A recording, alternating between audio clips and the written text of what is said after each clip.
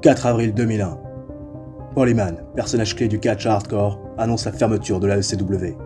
La fédération de l'extrême, endettée de presque 9 millions de dollars, n'a pas d'autre choix que de vendre la compagnie. En 2003, après plusieurs références à la ECW, la WWE rachète les droits et les biens de la fédération créée par Todd Gordon. Paul Heyman se verra offrir un contrat par la compagnie de Vince McMahon dès 2001. Commentateur, puis manager de Brock Lesnar, l'ancienne grande figure de la ECW semblait bien établi dans la fédération dominante des années 90. Mais en décembre 2004, un investisseur anonyme fait surface, faisant le pari fou de créer la plus grande fédération de tous les temps avec un apport de seulement 1 million de dollars. Un seul homme a les cartes en main pour mener à bien le projet nommé Elite. Paul Heyman. Ce dernier se voit donc confier la All Elite Wrestling. Paul Heyman, businessman et booker émérite, décide de tout miser sur le catcheur indépendant. Les stars indie et les jeunes loups prêts à se faire un nom dans la fédération de la révolution. La All Elite Wrestling est née. What's up les copains, j'espère que vous allez bien et aujourd'hui on se retrouve pour l'épisode numéro 20 de notre carrière avec la All Elite Wrestling, toujours sur TEW 2016. Nous sommes au mois de mars 2006, nous allons terminer et débuter le mois d'avril prochain dans ce 20e numéro, et oui déjà de notre carrière avec la fédération de l'élite. Nous sommes au jour d'AEW Dynamite, nous allons bien sûr rentrer dans les locker rooms pour voir s'il y a oui ou non des incidents backstage à traiter. Roulement de tambour. Oui, apparemment il y a des incidents, toujours 100% de rating. On va voir si après le traitement de ces locker room incidents, tu auras toujours 100% au niveau des backstage ratings. Incident impliquant Raven. Bon, ça tu peux être sûr que le garçon s'est drogué. Voilà, il a trop bu et il est donc à la maison, pas du tout en condition de travailler. C'est une amende. Raven pas content. Raven qui apparemment n'a pas amélioré son comportement après cet incident. CM Punk pareil, pas très content de ma décision. Pas bien traité, mais en même temps bon, il est pas là et j'avais potentiellement un petit peu besoin de Raven ce soir, donc voilà, son absence me déplaît fortement. Nous voilà partis les copains pour le premier show de la vidéo et le troisième AEW Dynamite du mois de mars 2006. Nous sommes au IA Palmer Auditorium devant 3222 pèlerins. On n'arrête pas d'augmenter la capacité donc de nos shows avec de plus en plus de personnes dans les gradins. Et nous démarrons ce show avec un segment d'ouverture qui nous fait un très bon 71 de rating. Vous voyez les protagonistes Christopher Daniels, AJ Styles et Amy Weber. AJ Styles est au centre du ring avec Amy Weber qui veut impérativement savoir pourquoi AJ Styles a attaqué, passé à tabac, laissant giser dans une mare de sang Frankie Kazarian après tout simplement la perte des titres tag team. AJ Styles nous dit qu'il en avait marre de voir ce plot de Frankie Kazarian coûter à chaque fois tout simplement les opportunités à Christopher Daniels, parce qu'à chaque fois qu'il y avait défaite pour SCU, c'était toujours Frankie Kazarian qui prenait le tombé, ou presque, et c'est vrai que là c'était une goutte d'eau qui a fait déborder le vase et AJ Styles a pété un plomb. On avait marre de voir Frankie Kazarian perdre à nouveau un match tout en s'appuyant encore sur l'aura et sur l'overness de Christopher Daniels. Donc AJ Styles a pété un plomb et a tout simplement passé à tabac, détruit et laissant giser dans une mare de sang Frankie Kazarian. Christopher Daniels se ramène et Christopher Daniels était un peu choqué la semaine passée de ce qu'a fait AJ Styles, surtout qu'AJ Styles n'a pas hésité à pousser Christopher Daniels pour se ruer encore à nouveau sur Frankie Kazarian. Christopher Daniels qui est choqué de l'attitude d'AJ Styles, de son ami, de son meilleur pote dans le business, choqué de voir qu'il a été capable de faire une telle chose, et surtout aujourd'hui de voir que il a coûté à son meilleur ami possiblement la possibilité de redevenir champion par équipe, parce qu'il a plus de partenaire désormais, Christopher Daniels. Et AJ Styles voit quand même que Christopher Daniels est agacé, énervé contre lui. Alors AJ Styles lui promet une chose, c'est que ce soir, dans le main event, il va être son partenaire pour reprendre les tag team à Super Dragon et à Bryan Danielson. C'est acté, il va en parler à Paul Heyman et Paul Heyman va valider ce match, c'est une évidence. Christopher Daniels a apparemment apprécié pouvoir aller en dehors du script, et AJ Styles a super bien travaillé la foule. Amy Weber a fait une superbe interaction avec justement cette foule de la All Elite Wrestling présente en masse au IA Palmer Auditorium. AJ Styles a paru super, tout comme Christopher Daniels. Non. Derrière, Tyler Black face à Travis Fimmel. Match pour détendre un peu l'atmosphère, si tant est qu'on en ait besoin. Tyler Black, Travis Fimmel, match décent où Travis Fimmel va défaire Tyler Black en 9 minutes 08 via pinfall, après avoir retenu le maillot pendant le tombé. Travis Fimmel qui gagne bien évidemment face à Tyler Black, mais de manière pas très clean. D'ailleurs, Tyler Black, quand je lui ai dit tu vas perdre par tombée 1-2-3, il a dit non, il a un peu tiqué, il a dit ok, mais faut quand même me garder fort. Donc du coup, Handful of the Tight, victoire de Travis Fimmel, victoire un peu teintée donc de la moitié des Young Wolves, toujours accompagné par Becky Belles. Tyler Black fait une performance de 47 quand Travis Fimmel fait une performance de 44. On est en train aussi d'avoir des performances vraiment décentes, de plus en plus décentes de la part de Travis Fimmel.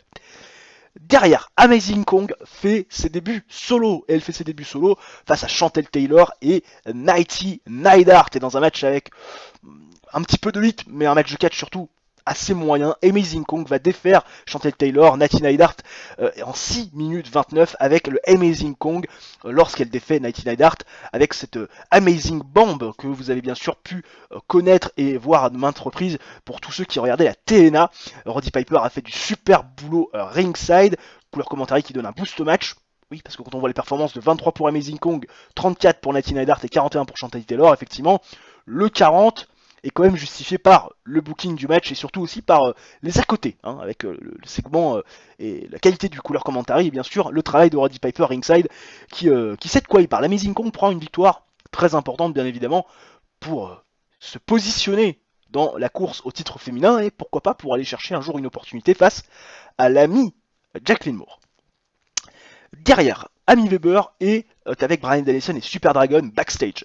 Amy Weber communique à Bryan Danielson, ce qui est officiel désormais, que ce soir dans le main event, ils remettront leur titre tag team tout fraîchement remporté la semaine passée en jeu face à AJ Styles et donc Christopher Daniels. Bryan Danielson, il n'est pas surpris, lui, de l'attitude d'AJ Styles, parce que AJ Styles est quelqu'un qui fait beaucoup de coups de Trafalgar, c'est un peu un jackass, il n'est pas surpris, finalement, que AJ Styles ait eu ce comportement-là, il n'est pas non plus surpris qu'il essaye de se remettre un petit peu en avant, histoire d'être le premier à être double champion, mais ce qui est sûr, c'est que ce soir, lui et son partenaire Super Dragon, qui ont fait équipe notamment à la Pro Wrestling Guerrilla, qui ont remporté notamment un tournoi assez prestigieux là-bas, eh bien, vont se faire un plaisir d'aller encore une fois mettre une ligne à leur palmarès en allant chercher une très très belle victoire. Et Bryan Danielson se verrait même bien pinned AJ Styles au milieu du ring. Bryan Danielson qui a un petit peu galéré à aller en dehors du script, mais ça fait voilà, rating 50 assez correct. Toujours pas. Derrière, Balls Mahoney fait face à Claudio Castagnoli. Match que j'ai mis en storytelling. Match décent, où Claudio Castagnoli va défaire Balls Mahoney en 12 minutes 03 via Piffle avec le Rico la bombe, le Swiss Superman qui reprend donc une victoire très très très importante. Il y avait bien évidemment CM Punk qui était à la table des commentateurs à la Créamero pour suivre au plus près l'action. On rappelle que Claudio Castagnoli, notamment Roddy Piper, a essayé de positionner Claudio Castagnoli, donc son client, le mieux possible pour aller pourquoi pas chercher un titre TNT.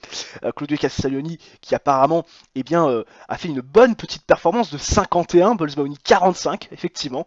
D'ailleurs la gimmick de Balls Mahoney, un extrémiste, est notée very good. On pourra peut-être faire quelque chose d'assez intéressant avec Balls Mahoney, même si on lui a donné une première défaite, mais c'est pour la bonne cause, c'est pour donner du momentum bien sûr à Claudio Castagnoli en vue de sa rivalité face, on le rappelle, au Street Edge CM Punk. Derrière, George Frankenstein fait un petit striptease très très sympathique, 70, tout le monde sort un slug, tout le monde est content. Derrière, on a un match qui nous fait un énorme 78, première défense de titre de Danielson et de Dragon. Match avec du superbe catch et une grande hit. Bryan Danielson et Super Dragon vont défaire AJ Styles et Christopher Daniels en 12 minutes 56 quand Bryan Danielson va défaire AJ Styles via pinfall avec un petit paquet. Bryan Danielson est le premier homme à épingler au centre du ring AJ Styles. Danielson et Dragon font donc leur première défense du titre AEW. 78. AJ Styles, Christopher Daniels, super chemistry. Bryan Danielson, Super Dragon, super chemistry. 80 de performance in ring pour Christopher Daniels, 89 de performance in ring pour AJ Styles. Super Dragon est à 67, un petit peu en dessous. 78 pour Bryan Danielson, énorme rating. Mais ça ne se termine pas là. Toujours pas. À la fin du match, Christopher Daniels va vouloir consoler quelque part AJ Styles parce que il savait que son opportunité était énorme pour lui. AJ Styles pouvait devenir double champion, et surtout AJ Styles avait voulu rattraper son erreur. Essayer de venir à ses côtés pour aller chercher le titre tag team et redonner à son meilleur ami la possibilité de devenir champion par équipe. Alors Christopher Daniels, ils se sont un peu responsables, et il va voir AJ Styles. Il va voir AJ Styles, mais AJ Styles le repousse. Et AJ Styles va derrière vouloir rester dans un coin du ring. Essayer de reprendre un peu ses esprits. Christopher Daniels comprend pas, il se tourne vers la foule. Et AJ Styles va tout simplement, derrière, à coup de ceinture, attaquer Christopher Daniels. Le passer à tabac. Il va le faire passer à travers 1, 2, 3 tables. AJ Styles va prendre le micro et va annoncer que tout le monde lui tourne le dos. Que tout le monde est ingrat avec lui. Paul Heyman est ingrat avec lui. Paul Heyman le met dans des matchs sans le prévenir. Essaye à chaque fois de lui trouver des challengers alors que personne n'est à son niveau. Le public ne le respecte pas. Et maintenant, c'est Christopher Daniels qui lui tourne le dos. C'est Christopher Daniels qui a douté de lui. Il le dit. Et il sort ces deux mots qu'on n'aurait jamais pensé entendre. I quit. Il balance le titre. Et AJ Styles s'en va. La tournée face. Le turn est un succès complet, même si malheureusement sa gimmick n'est pas très bonne. Et AJ Styles quitte la All Elite Wrestling. Alors il faut que je vous explique ce qui s'est passé. Parce que ça paraît comme ça totalement fou. Mais oui, AJ Styles a quitté la All Elite Wrestling puisque AJ Styles a été contacté par la All Japan, la New Japan. Finalement, il a choisi, il me semble que c'était la All Japan Pro Wrestling, pour continuer sa carrière, contrat signé, contrat exclusif. On n'a plus AJ Styles, il fallait booker la fin d'AJ Styles de la meilleure des manières. Et donc, c'est la meilleure des manières possibles, selon moi. On espère pouvoir retrouver un jour AJ Styles et jouer sur ce qui s'est passé, là, sur cette vidéo, dans un prochain épisode qui interviendra peut-être dans 4 ans dans le jeu, suivant la durée du contrat d'AJ Styles. AJ Styles que j'ai désormais mis en shortlist. AJ Styles nous quitte. Il fallait trouver un combo. Le combo est simple. On fait tourner face Christopher Daniels, segment que j'ai quand même tissé de plus en plus, et AJ Styles qui s'en va, qui nous laisse, mais qu'on espère pouvoir reprendre dans les plus brefs délais. Je vais essayer de regarder, de me renseigner sur la durée de ce contrat avec la All Japan Pro Wrestling, même s'il va falloir faire désormais sans notre tête d'affiche, celui qui nous a tant donné, celui qui nous a permis de tant évoluer. 0.04 les petits potes de TV rating, mais cette fois-ci 34 830 viewers, soit presque 3000 de plus que la semaine passée. On a également fait plus de personnes dans les gradins, avec un show qui est 2 points supérieur à celui de la semaine passée. On va se contenter de ça et surtout se satisfaire de ça. Ça va peut-être être la bonne nouvelle de cet épisode, sachant que la mauvaise nouvelle, vous le savez, je l'ai teasé et surtout expliqué longuement lors de la dernière séquence, c'est ce départ d'AJ Styles. Le titre va bientôt être vacant, hein, AJ Styles qui s'en va dans quelques jours de ça. On va tout de suite bien évidemment pouvoir en prendre note. AJ Styles, non, ce n'est pas ici que je peux le voir, c'est ici. AJ Styles, vous le voyez, qui va s'en aller bien dans 2 jours. Voilà, donc le titre va être vacant, il va falloir bien évidemment trouver un nouveau champion, surtout qu'on arrive à quelques jours de Revolution qui va être présente là ce samedi d'ailleurs. Oui, donc il va falloir trouver un combo pour couronner un nouveau champion de la fédération, parce que pour l'instant, nous n'avons plus personne. Petit tour les copains dans les backstage d'AEW Revolution, le deuxième du nom pour traiter les incidents. Vous voyez, donc désormais à 97% dans les backstage ratings. On va tenter de revenir à 100% en espérant que les incidents soient positifs. Rena Mero, ça devrait normalement être positif. Oui, Rena Mero qui apparemment a mis tout le monde dans un bon mood en racontant des histoires hilarantes de ses routes et de ses voyages pour les shows. Elle a créé une atmosphère très relax et tout le monde a été très content de pouvoir entendre les histoires hilarantes de Rena Mero, la femme de Brock Lesnar. On passe à 98% de rating. Que demande le peuple? Vous voyez, Brian Kendrick n'est pas présent, ce n'est pas grave, on n'aura pas forcément beaucoup besoin de lui aujourd'hui. Je boucle le show de mon côté, show où on attend quand même 3527 personnes, donc on pourrait faire à nouveau une salle encore beaucoup plus importante que les semaines précédentes. Bougez pas, on se retrouve tout de suite pour le débrief. La misère. La grosse misère pour booker le show, les gens. C'est parti donc pour AEW Revolution, deuxième du nom, Oya Cedar Rapids Ice Arena, devant 3575 personnes. On pète notre record d'influence et on démarre le show, les gens, avec une promo de Paul Heyman qui nous fait 58. Je m'attendais quand même un petit peu à mieux.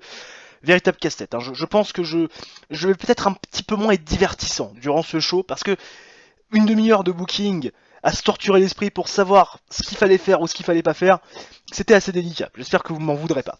Paul Heyman, dans cette promo d'ouverture, nous annonce qu'AJ Styles a vraiment quitté la compagnie. Voilà. AJ Styles excédé, AJ Styles frustré, AJ Styles qui se sentait mal aimé a décidé de planter la compagnie au plein milieu de son contrat. Paul Heyman le dit, ça sera quelque chose qui ne va pas être impuni. Cependant, aujourd'hui, il se doit pour le spectacle de couronner un nouveau champion de la fédération. Et il n'a pas d'autre choix que de booker un Fatal 4-Way ce soir dans le main event avec des garçons qui ont un momentum positif, un record positif, et il annonce que ce soir dans le main event, ce match, ce Fatal 4-Way opposera, pour couronner un nouveau champion de la fédération, opposera Samoa Joe, Christopher Daniels, Kip James et Claudio Castagnoli, qui a eu énormément de momentum et qui est techniquement prévu pour le titre TNT, mais qui a eu une promotion pour Paul Heyman. Peut-être que Roddy Piper a parlé à Paul Heyman, à l'oreille de Paul Heyman. Il y en a qui murmurent à l'oreille des chevaux ou à l'oreille des otaries. Roddy Piper, il a peut-être murmuré à l'oreille de Paul Heyman. Et donc Paul Heyman annonce ce Fatal 4-Way qui couronnera un nouveau champion de la fédération.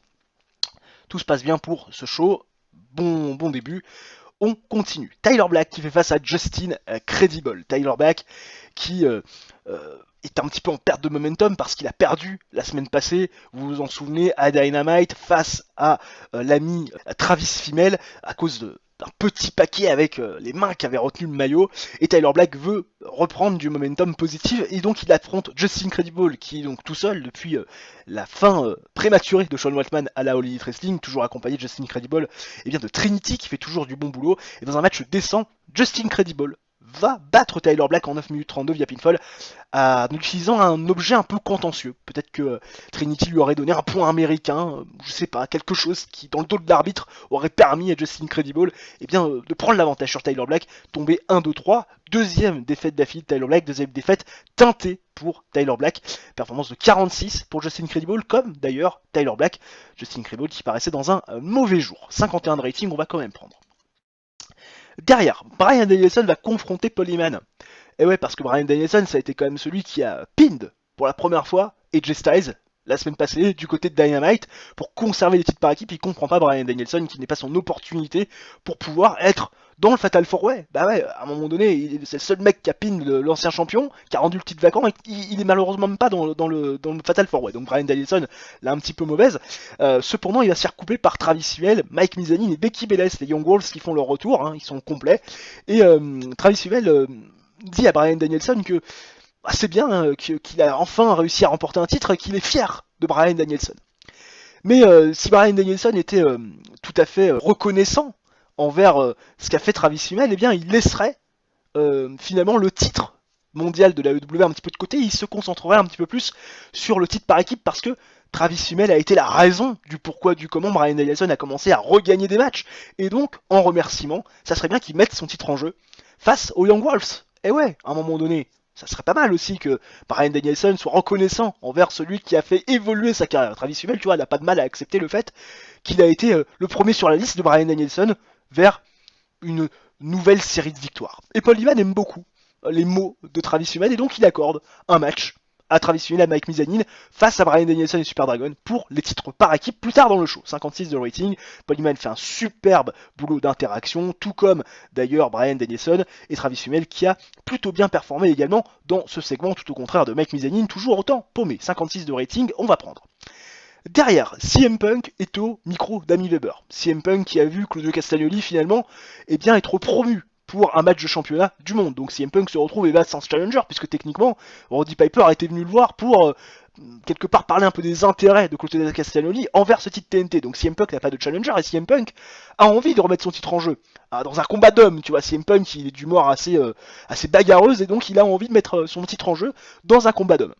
Et donc, Balls Mahoney va répondre à ce challenge. Balls Mahoney, ancien de la ECW, qui est adepte du catch hardcore, regarde CM Punk dans les yeux, il n'a pas besoin de parler, et il lui dit « J'accepte ». Enfin, avec les yeux, bien évidemment, puisque il n'y a pas de micro, notre ami Balls Mahoney. Le match est acté, 52 de rating. Ami Weber qui apparemment a été dégueulasse pour aller en dehors du script. CM Punk, pareil, n'a pas été super bon dans ce domaine-là, même s'il a paru être une véritable star. Le match suit, ça fait un bon 59 de rating. On aurait pu s'attendre un petit peu mieux peut-être, mais quand même, un bon petit 59. CM Punk dans un match décent qui va défaire Balls Mahoney dans un match hardcore qui aura duré presque 19 minutes 30. Via pinfall après un Devil Lock DDT complètement clean. CM Punk fait donc sa 10e défense du titre TNT. Performance de 72 pour CM Punk, de 36 seulement pour Balls Mahoney qui semblait exténué à la fin du match. CM Punk fait donc sa 10e défense du titre et continue à avoir un peu plus de momentum. Je me doute. Derrière, coupure pub de 2 petites minutes et on voit Claudio Castagnoli allongé par terre, qui a perdu connaissance. Il a été attaqué, on ne sait pas trop ce qui s'est passé. CM Punk, avec une bouteille d'eau à la main, passe par là à ce moment-là, qui pense encore un peu ses plaies, et Roddy Piper le voit, à côté du corps gisant de Claudio Castagnoli. Et là, Roddy Piper, ça fait qu'un tour dans sa tête. Il commence à vouloir faire une confrontation physique avec CM Punk, tu vois, il est retenu par des officiels. C'est lui, regarde dans l'état où il a mis Claudio Castagnoli. Paul Heyman, il sait pas trop ce qui se passe. Paul Heyman, il demande à ce qu'on se calme, qu'on essaie de faire une enquête, d'ouvrir une enquête pour ce qui s'est passé face à Claudio Castagnoli, savoir qui a attaqué Claudio Castagnoli, mais Roddy Piper, en voyant CM Punk sur la scène du crime, et en sachant aussi que c'est quand même un petit peu son rival à Claudio Castagnoli, et bien Roddy Piper accuse directement CM Punk de cet acte, 69 de rating. Paul Heyman a fait un super boulot, Roddy Piper également, et Swiss Want to be TNT qui gagne de la hit grâce à ce segment. Derrière, les Young Wolves contre Danielson et Dragon, ça fait 75 de rating, énorme. Ah ouais, là on est en train de monter, truc de fou. Match décent pourtant, seulement. Danielson et Dragon qui vont défaire les Young Wolves, et oui parce qu'il faut quand même pas déconner, en 11 minutes 34, quand Bryan Danielson va défaire Mike Mizanin via soumission, avec le Castle Mutilation. Danielson et Dragon qui font donc leur 2e défense du titre par équipe. En termes d'in-ring works, bien sûr, Bryan Danielson est au-dessus de tout le monde, et Mike Mizanin a été le weak link, ça ne surprendra bien avant personne. 31 seulement de performance in-ring pour Mike Mizanin, un très bon 50 de Travis Femel, et puis 65 de Super Dragon et 81 de Bryan Danielson qui apparemment a sorti super bon de ce segment, tu m'étonnes. Bucky Bayless qui fait toujours du très très bon boulot ringside. Les Young Wolves qui se sont bien battus, malheureusement ils sont tombés sur plus fort. Danielson et Dragon conservent les titres par équipe. Derrière, Amazing Kong va faire face à Raina Mero. Et ouais, l'ancienne challengeuse numéro 1 de Jacqueline Moore. Et dans un match avec une décente réaction de la foule et un match de catch un petit peu moyen, Amazing Kong va défaire Raina Mero en 5 minutes 39 via pinfall avec le Amazing Press. 41 de rating, il faut savoir que Raina Mero a été furieuse de perdre le match complètement clean. Amazing Kong fait une performance de 29 quand Raina Mero fait 39 de rating. On verra s'il va falloir traiter de moral issues et donner un petit peu de cash à Raina Mero pour éviter qu'elle fasse la gueule et surtout qu'elle soit performante dans les prochaines semaines. Victoire convaincante d'Amazing Kong. Derrière, Tyler Black vient confronter Paul Heyman qui, depuis la fin de match de Raina Mero et l'incapacité de ces dernières à commenter, fait un petit peu des allers-retours entre la table des commentateurs et les backstage pour finalement observer son rôle aussi de chairman et dirigeant de la fédération. Et il est alpagué dès qu'il rentre dans les backstage par Tyler Black. Tyler Black qui en a gros sur la patate de perdre des matchs tout simplement teinté depuis quelques semaines. Il sait qu'il vaut mieux que ça, il sait que sans coup de Trafalgar, sans tactique illicite, il aurait battu des mecs comme Justin Credible, également comme Travis Fimmel, et ce soir, il a envie de prendre le spot, le dernier spot pour prouver qu'il est capable d'être dans le main event et qu'il est capable d'être champion du monde. Il veut le dernier spot de Claudio Castagnoli parce que c'était censé être un Fatal 4-Way. Tout le monde est désormais dans le ring, tout le monde attend le dernier participant, tout le monde attend savoir si Claudio Castagnoli va oui ou non pouvoir être apte. Paul Heyman dit que Claudio Castagnoli n'est pas apte à le faire, n'est pas apte à pouvoir rentrer dans le ring et combattre, donc Tyler Black veut le dernier spot. Mais Raven passe par là, et Raven va avoir un regard très insistant sur Tyler Black qui va finir par baisser les yeux. Et Raven, en un seul petit jeu de regard, va faire comprendre à Paul Heyman qu'il veut le dernier spot. Et Paul Heyman, on connaît l'histoire entre Paul Heyman et Raven à la ECW, va laisser Raven accéder à la rampe et prendre la dernière place pour ce match de championnat. 68 de rating, Raven qui a adoré pouvoir aller en dehors du script. Le match fait un timide 73. Je m'attendais quand même un petit peu à mieux, on va pas se le cacher. Match avec une fantastique hit et du grand catch.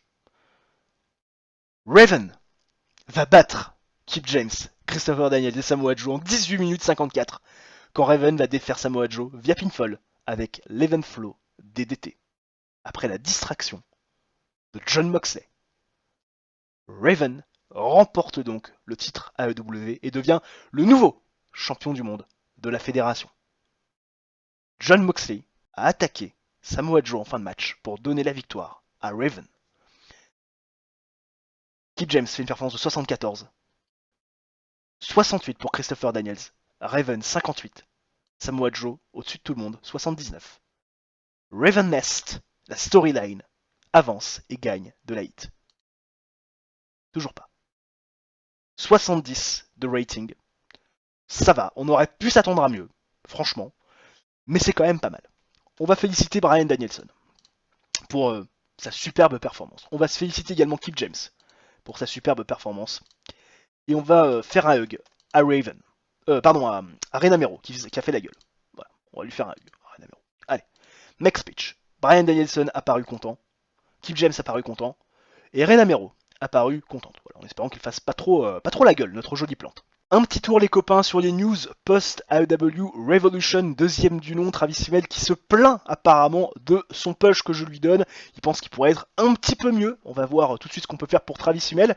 Et AEW Revolution qui fait un 0.05 de TV rating. Record bien évidemment d'influence, mais record également de broadcast avec 38 230 viewers. C'est largement au-dessus, plus de 3500 viewers de plus que la semaine dernière pour le show AEW Dynamite. On est sur la bonne voie malgré un show qui a fait 3 points de moins quand même que le show précédent.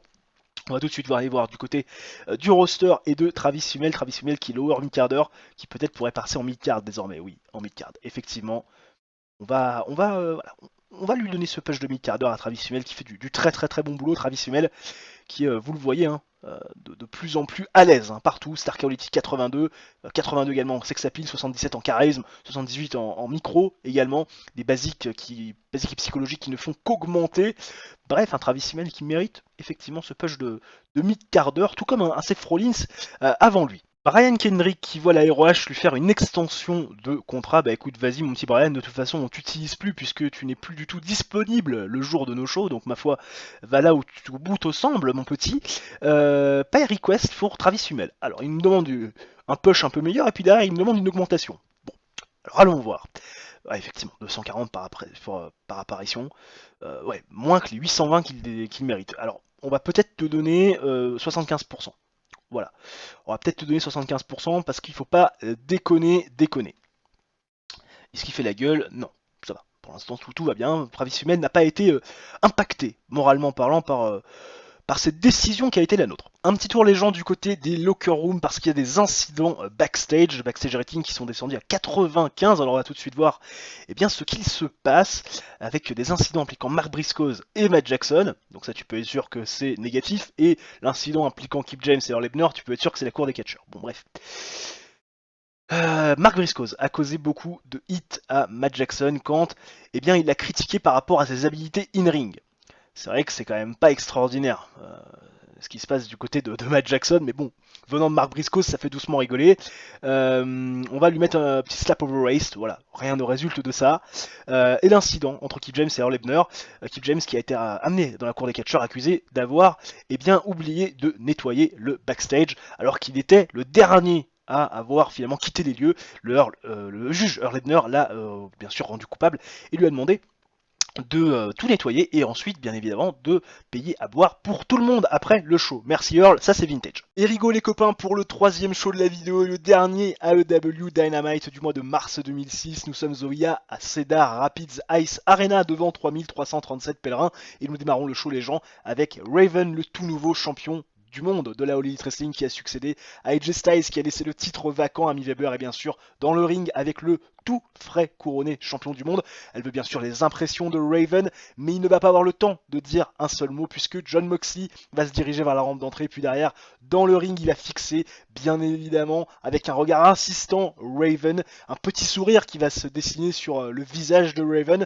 Il va y avoir un jeu de regard assez important pendant quelques petites minutes et puis finalement ça va être stoppé ce jeu de regard par Tyler Black qui arrive sur le ring et qui à des yeux qui demandent pourquoi. Pourquoi Jon Moxley, pourquoi avoir fait gagner Raven, pourquoi avoir voulu intervenir en faveur de Raven qui n'apporte rien de bon, qui est un heel, qui n'a aucun respect pour personne.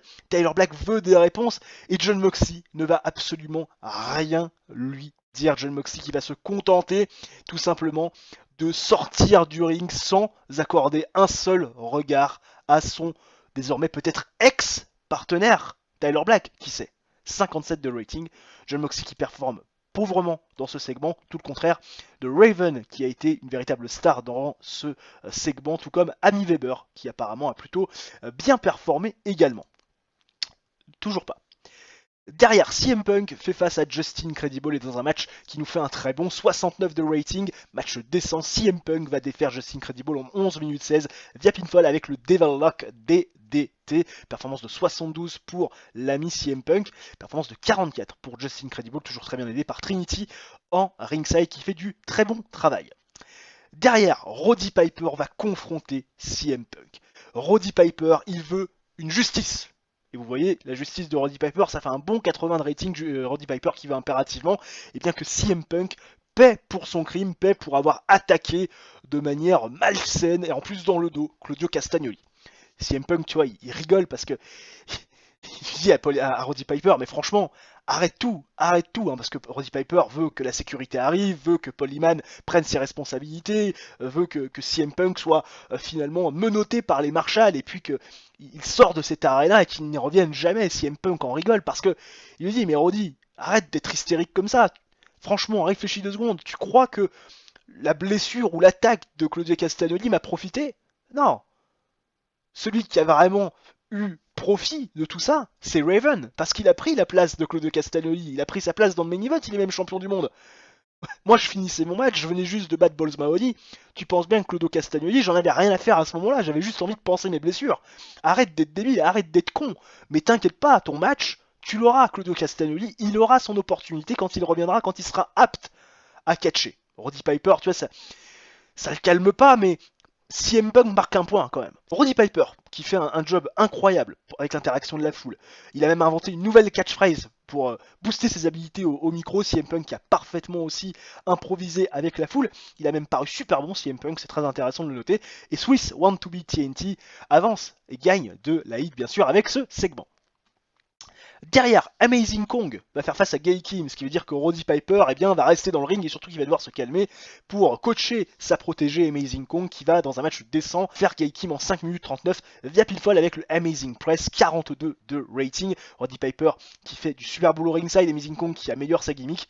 Amazing Kong et Gail Kim qui apparemment ont une super chemistry ensemble, performance de 40 pour Amazing Kong, 33 pour Gail Kim.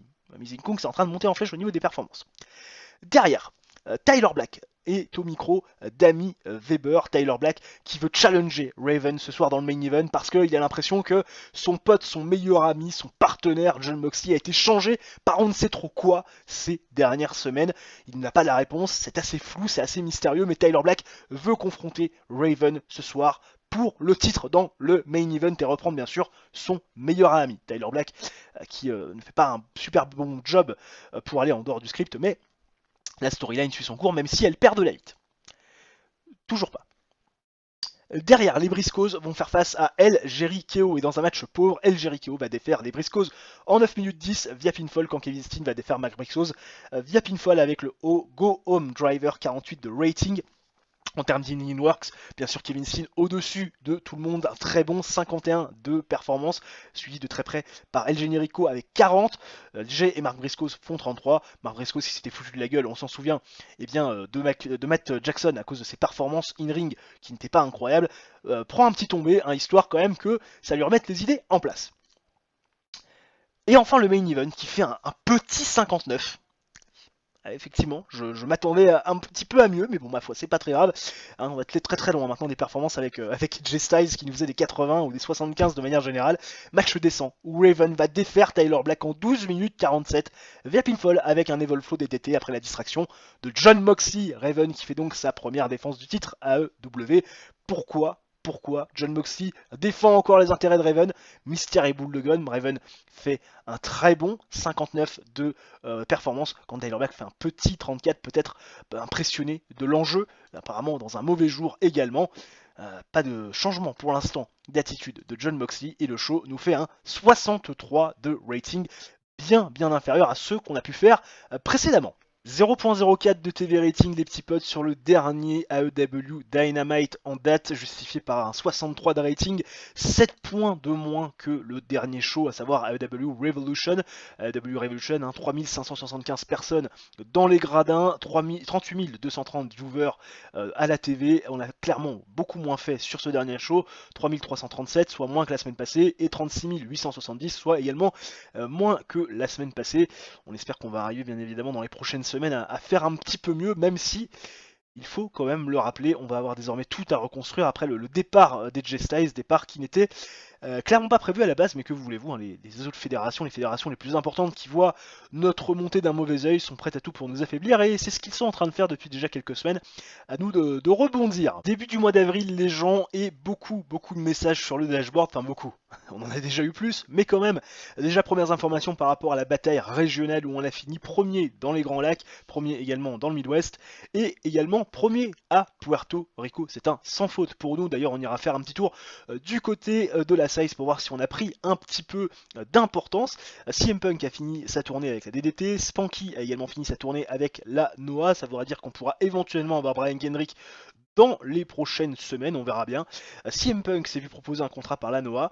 On va tout de suite voir si c'est un contrat de tournée ou si c'est autre chose. C'est un contrat de tournée, ça va, tout va bien pendant 9 mois. Oui, par contre, tout va bien en espérant que ça ne tombe pas sur le jour d'AEW Dynamite, même si, bon, techniquement, on pourrait s'arranger. Et apparemment, la 2CW qui a besoin d'un booker. Bon, ça nous intéresse pas des masses. Au niveau de la size, on est désormais à 39 dans le Midwest. Voilà, on est en train de monter crescendo. 17 dans les Grands Lacs, 18 dans le Mid-South, Northwest, Puerto Rico. D'ailleurs, un petit point sur les track progress au niveau de... Ah non, ça c'est la popularité. Merde, on va pas pouvoir voir au niveau de l'importance, mais ce qui est sûr, c'est qu'en termes de popularité, on gagne énormément de points également. Regardez, 42 dans le Midwest, 37 à Puerto Rico. Enfin bref, ça suit son cours. On va se rapprocher tout doucement, mais sûrement, de là où nous voulons aller. Au niveau des finances, vous le voyez, 73 000 dollars de profit. 235 160 tickets vendus en termes de recettes, beaucoup plus que le mois dernier, mais en même temps on a fait un show de plus. TV Revenue, ça augmente, pareil pour les sponsors. On a perdu un petit peu au niveau de la marchandise, l'effet AEW se tasse. Tout de 110 000 donc dollars de coûts de worker, beaucoup plus que le mois dernier, mais en même temps c'est normal, on a fait un show de plus. Les coûts des shows qui ont augmenté, tout a augmenté, c'est normal, on a fait un show de plus le mois dernier. On va voir bien évidemment combien on va toucher ce mois-ci par rapport au mois de février qui, je rappelle, a été un mois avec 4 shows. Le mois d'avril sera également avec un mois à 4 shows puisqu'il n'y aura pas d'événement spécial. Direction les locker rooms, les petits potes du premier AEW Dynamite du mois d'avril 2006, puisqu'il y a des incidents à traiter. 95% de backstage rating, on espère qu'on va pouvoir augmenter. Incident impliquant Chris Hero. Alors ça, je suis pas sûr du bien fondé de l'opération. Effectivement, il est arrivé tard, c'est fine. Amende, voilà, rien ne résulte de ça. En revanche, il n'a pas amélioré son comportement, c'est pas grave, s'il a envie de passer des payes et ses salaires dans les amendes parce qu'il arrive en retard, c'est son problème. Et rigolez poteau, pour le dernier show de la vidéo et le premier AEW Dynamite du mois d'avril 2006, on est au Yaseda Rapids Ice Arena, comme lors des derniers shows, 3555 pèlerins qui peuplent les gradins, et on démarre le show avec un 57 de rating, segment d'ouverture qui implique Raven, Jon Moxley, Tyler Black et Tommy Dreamer, comme vous le voyez à l'image.